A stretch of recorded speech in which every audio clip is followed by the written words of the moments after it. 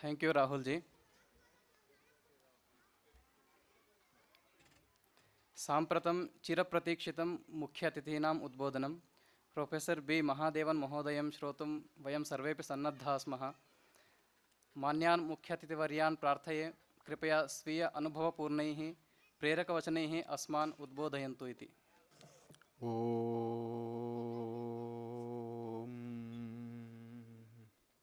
वागर्ताविव सम्पृक्तौ वागर्तप्रतिपत्तये जगतः पितरौ वन्दे पार्वती परमेश्वरौ.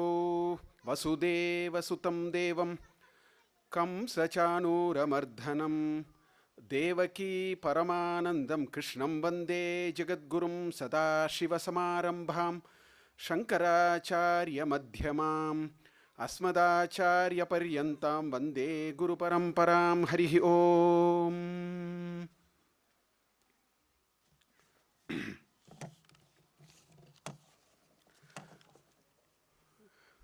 परमपूजनीयाः नित्यस्मरणीयाः ओम शांतिधाम क्षेत्रस्य मुख्य मार्गदर्शिनः मूलभूताः स्वामीपादाः ब्रह्मदेव महाभागानां पादारविन्दयोः नमस्कृत्य वेदिकायाम् उपविष्टाः अध्यक्षाः आर्यमुनि महाभागाः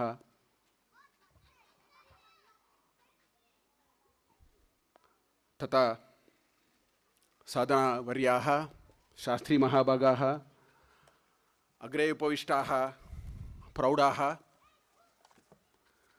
भारतीय ज्ञानपरम्परायाम् अतिश्रद्धतया भागं स्वीकृत्य ये अत्र आगताः गुरुकुलछात्राः अध्यापकाः सहोदरी सहोदर्याः सर्वेषां मम नमस्काराः.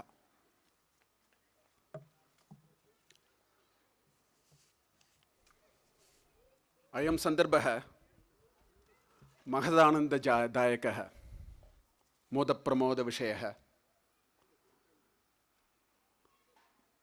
यद्यपि संवत्सरे एकवारम् एवं वयं मिलित्वा कार्यक्रमं कुर्मः, तस्य कार्यक्रमस्य वैशिष्ट्यम् एवमस्ति. एकवर्षं यावत् तस्य अनुभवः अस्माकम् अस्ति एव. तस्मात् एकवारम् एतादृशकार्यक्रमं यदि वयं कुर्मः अत्युत्तमं भविष्यति. तस्मिन् एव कार्यक्रमे भागं स्वीकर्तुं माम् आहूतवन्तः भवन्तः. तदर्थम् अहं कृतज्ञतां प्रदर्शयामि.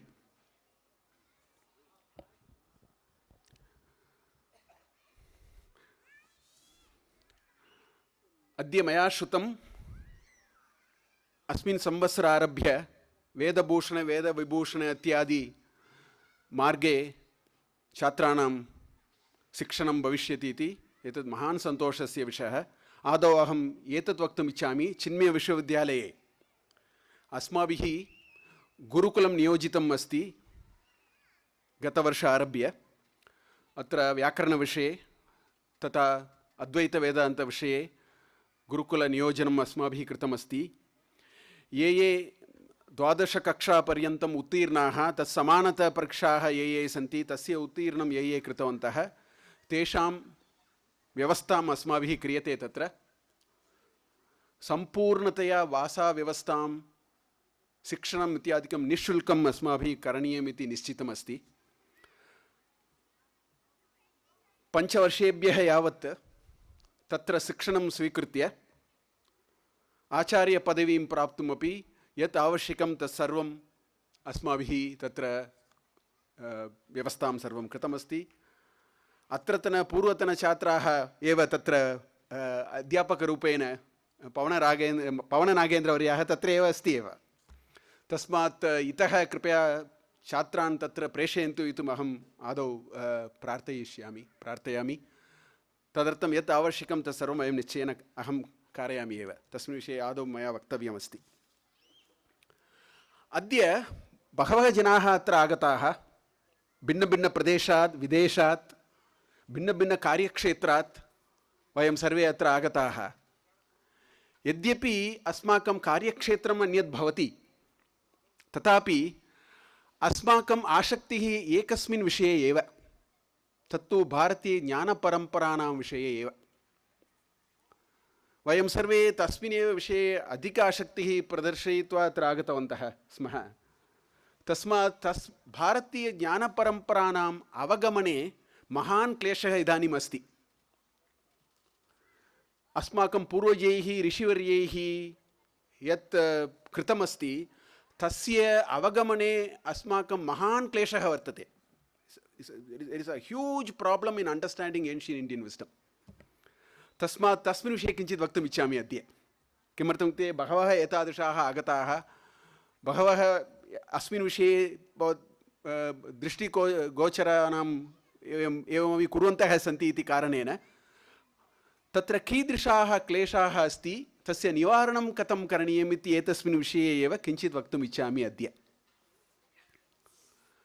प्रप्रथमः विषयः, यद्यपि अस्माकं पूर्वजैः उक्तमस्ति, अद् वेदे भवतु, उपनिषदः भवतु, नो चेत् भगवद्गीता भवतु, पुराण इतिहासाः यत्किमपि भवन्तु, तत्र यत् अस्माभिः दृश्यते तत् साक्षात् ततः अवगमनं कर्तुं किमपि अवकाशः नास्ति एव।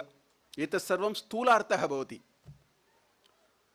इदानीन्तन प्रयत्नः एषः एव अस्ति, यत्किमपि वयं पठामः, यत्किमपि नूतनज्ञानस्य सम्पादनं वयं कुर्मः, सर्वं स्थूलज्ञानविषये, स्थूलतत्त्वविषये एव अस्ति। परन्तु भारतीयज्ञानपरम्पराणां वैशिष्ट्यम् एवमस्ति, सर्वं सूक्ष्मतत्त्वमस्ति। तत्र स्थूलतत्त्वे किमपि नास्ति। एकम् उदाहरणं दास्यामि। भगवद्गीतातः सुप्रसिद्धश्लोकः अहं स्वीकरिष्यामि। यदा यदा हि धर्मस्य ग्लानिर्भवति भारत अभ्युत्थानम् अधर्मस्य तदा आत्मानं सृजाम्यहं परित्राणाय साधूनां विनाशाय च दुष्कृतां धर्मसंस्थापनार्थाय सम्भवामि युगे युगे इति 4th अध्याये भगवान् श्रीकृष्णः अवतारतत्त्वपुरुषमहिमायाः विषये तत्र चर्चा भवति। तत् श्लोकद्वयं तत्र अस्ति एव। अत्र यदि वयं स्थूलतत्त्वं पश्यामः, केवलम् अत्र साक्षात् नारायणः एकम् अवताररूपेण अत्र आगतः इत्येव अस्माभिः अवगन्तुं शक्यते। तावदेव। We will understand only that much. This is all about अवतार इति वयं प्रायः चिन्तयामः। परन्तु भारतीयज्ञानपरम्पराणां वैशिष्ट्यम् एषः एव अस्ति, एकस्मिन् एव श्लोके, एकस्मिन् एव पद्यं यदि वयं स्वीकुर्मः, गद्यं वा यत्किमपि भवतु, एकस्मिन् एव अवसरे तत्र व्यावहारिकविषयाः, पारमार्थिकविषयाः, वैदिकविषयाः, रिलीजियस् पर्स्पेक्टिव्स्, सेक्युलर् पर्स्पेक्टिव्स्, स्पिरिचुवल् पर्स्पेक्टिव्स् सर्वम् एकस्मिन् एव श्लोके भवति। सर्वत्र मया एतदेव दृष्टं। Let us take this shloka.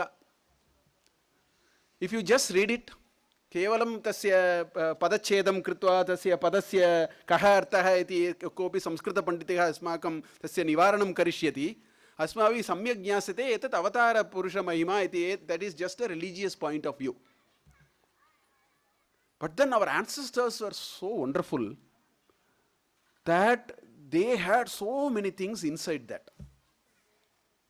So I am a professor of management. तस्मात् एकम् उदाहरणं ततः नीत्वा एतस्मिन् श्लोके अहं नियोजयामि। You may say, where is management Bhagavad Gita? Where is management in this shloka? This is all about Avatara Purusha Mahima. Iti prayah chintayantah vayam.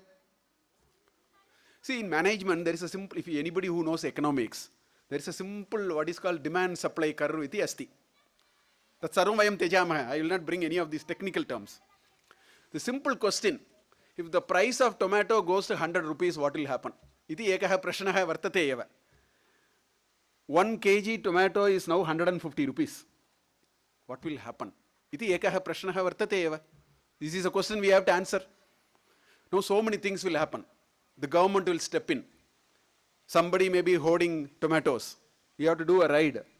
You have to step in and do some support price, minimum, ityadikam karaniyam.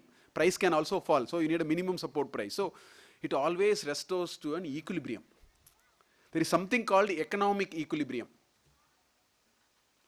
If you have a big manufacturing firm, there is a compressor running, which supplies pressured air and all utilities, sarvam asti. If there is something which happens to the compressor, if there is some sound comes, some noise comes, it has to be immediately restored. See, equilibrium is required. Equilibrium is a fundamental requirement in anything in society. The price cannot go up, the price cannot come down. It has to always be at a equilibrium. This idea is there in this Avatar Purusha Mahima shloka. Yada dharmasya glanihi bhavati abhyuttanam adharmasya tada atmanam srijamiham.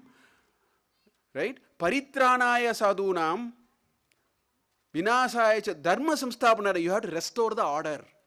So restoring the order is a very fundamental principle in life, whether it is in business, whether it is manufacturing, whether it is society, whether it is a traffic jam. There is one person who comes from the slum and then clears the traffic jam. He is the Avatara Purusha there. So like this, one ekameva shlokam vayam svikritya tatah binna binna ritya asmabhi jnatum avakashah asti eva. Tat asmabhi ado jnatavyam. Ancient Indian wisdom is not just Tula Tattva. Bhavaha Tattva Vishe na jananti. Tasmat ed Bharatiya Jnana Paramparaayam kimapi nasti etat sarvam katam va vayam upayogam kurmah iti sarvatra janana manasi etadrishah kudrishtihi asti. Tu ekah vishayah. Dvitiyah vishayah bahu avashyam bhavati. The Indian mind, I will generally say East Asian, मुख्यतया भारतीयानां विषये मया वक्तव्यम् अस्ति. Our Indian mind is an intuitive and a reflective mind, not an analytical mind at all. Ityukte, what are you trying to say? In Mahabharata, there is this Draupadi, tatra vastraharanam. She was brought to the court. She was disrobed. Sarvam vayam janimaha.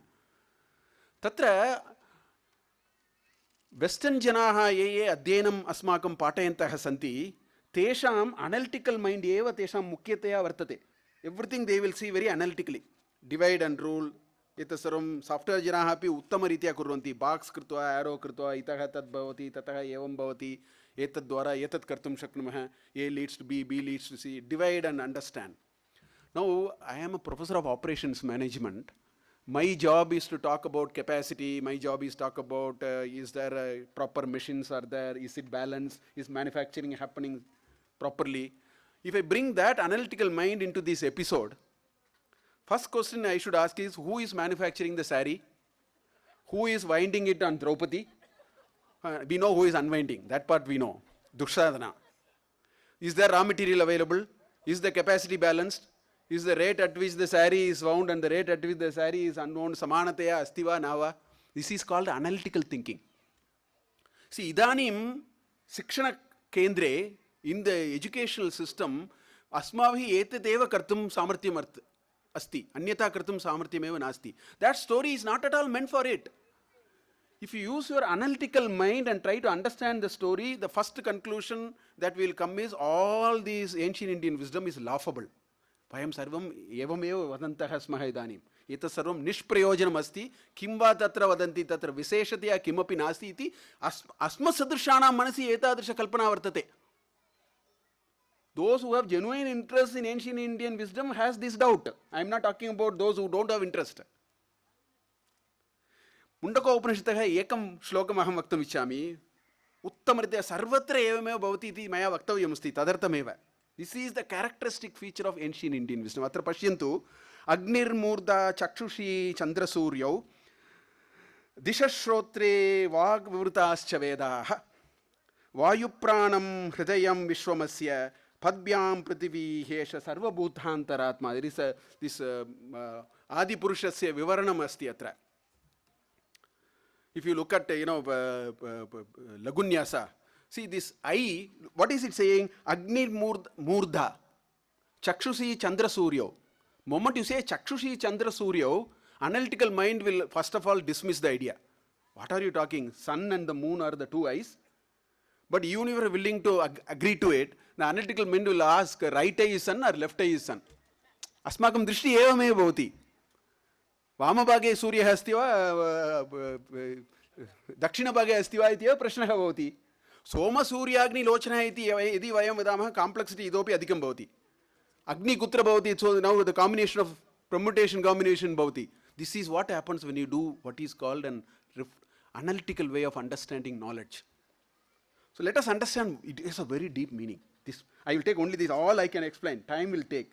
I will only take Chakshusi Chandra Suryo Eva. I will ask you a simple question. In Shankaracharya's Ekashloki, this question was asked, so I will not get into the Ekashloki now. Now what will happen, what is the difference between somebody who is absolutely blind and somebody who has eyes when the world is pitch dark? There is not an iota of light. There is no light. Assume that the world is pitch dark. What you will find is a blind man is better than you. In other words, Kim Bhavati, Etasya Upayogaha Surya Chandrayoho eva. Bina Etasya Upayogaha na bhavati eva. So the very source, the use of these two eyes is only because three sources of light in this world.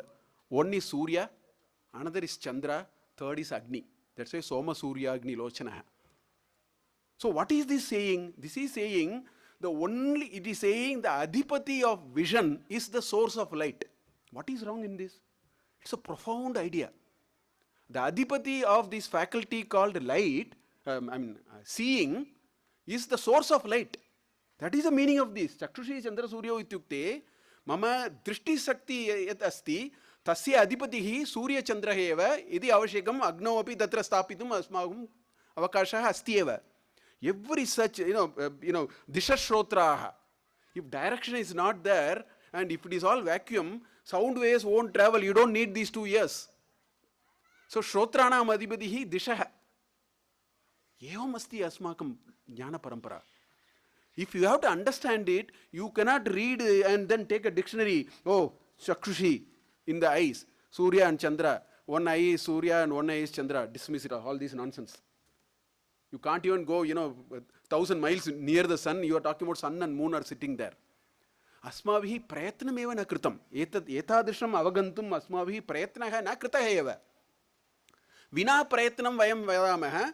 Bharatiya jnana paramparanam ye likitam asti sarvam vyartam anartha bhavati tatra eva avagamana avakasha eva nasti iti asmakam avagamana shaktihi nasti. Parantu vayam kim vadamaha avagamane avakashah nasti etat sarvam anyata likitam asti etat sarvam nishprayojanam iti. So the second idea is Indian wisdom can be understood only from an intuitive mind. Tadartam asmabihi ekaha guruhu atyavashyakaha bhavati. Kevalam pustakam svikritya tatra padachedam kritva tasya anuvadanam kritva idi vayam avagacchamaha kevalam sukshmartam na prapnuvamaha kevalam sthulartam eva vayam prapnuvamaha sarvam anyata bhavati sarvam nashtam bhavati sarvam vyartham bhavati. This is the second. One more I will say. Third, because it's time for lunch. I don't want to take much longer time for you. Tritiyaha vishayah. Idanim Bharata deshe na kevalam anyatra kinchid drishti parivartanam asti iti mama abhiprayah. Bharata deshe asmasadrishaha anyakshetre uttama karyam vayam kurmah. अस्माकं दृष्टिविषये अन्यथा न वक्तव्यं सम्यम् उचित पठितवन्तः एतादृशः ये अस्माभिः अत्र दृश्यते तेषां मनसि एकः मुख्यविषयः अस्ति भारतीयज्ञानपरम्पराणां यत् लिखितमस्ति तत् 5,000 वर्षेभ्यः पूर्वमस्ति तस्य अद्यतनप्रयोजनमेव नास्ति. How can something that was written 5,000 years be useful today? सर्वं परिवर्तनम् अभवत्. अस्माकं प्रत्येकं हस्ते एकं मोबैल् अस्ति, टेक्नालजी अन्यथा अभवत्, विमानशास्त्रे अन्यथा अस्माभिः कृतमस्ति. तस्मात् 5 वर्षसहस्रेभ्यः पूर्वं यत् तैः उक्तम् आसीत् तस्य आधुनिक समाजे प्रयोजनम् अधिकतया न भविष्यति एव इति सर्वे चिन्तयन्ति. This is a misconception that these are all good to read, put it in the puja room. Maybe if you want, put a few flowers every day. तस्य पूजां कुर्वन्तु, तस्य प्रयोगः न केवलं पूजामेव. नो चेत् एकं वाट्सप् भवति, भारतीयज्ञानपरम्पराः अत्युत्तमः भवति इति सर्वेषां तत् प्रसारयन्तु. तस्मिन् विषये किमपि न कुर्वन्तु, केवलं प्रसारयन्तु. If one WhatsApp comes, you send it. Sanskrit is great. I asked people, do you know Sanskrit? They said no, then don't forward this. एतत् मास्तु, सर्वं व्यर्थं भवति. यत् भवान् विश्वसति तस्मिन् एव कार्यं करणीयम् अस्माभिः.